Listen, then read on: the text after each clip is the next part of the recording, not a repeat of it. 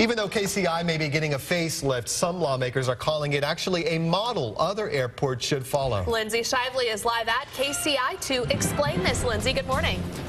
Good morning. So many people in Kansas City love that you can get in and out of KCI so quickly. One of those reasons, the security checkpoints, where they are placed and how the airport is set up. But it's the people screening the passengers themselves that Senator Roy Blunt says is something that other airports need to look at doing the same way. Here's why. In September of 2001, after the attacks, the TSA took over screening passengers. Usually airports did it, or airlines did it by themselves.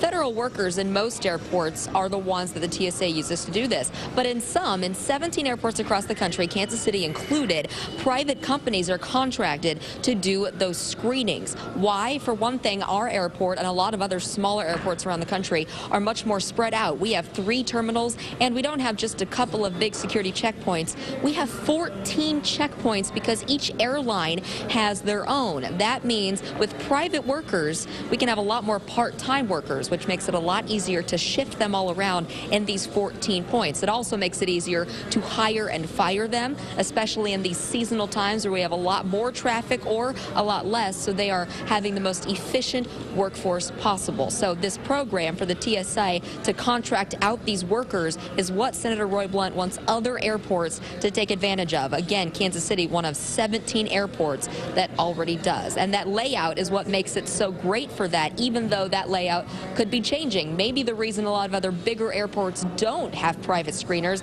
is because they don't need it as much, some people say, because they have that centralized security checkpoint with a much more consolidated airport. We could be getting that in the next decade or so. The City Council just approved a contract to look at the possibilities of getting that new airport. It would cost about $2 billion to build, and the construction could be completed in about 8 years from now. So the debate over the new airport continues, but there's just something to chew on this morning about the people that screen you when you're getting on your flight at KCI. We're live this morning. Lindsay Shively, NBC Action News Today.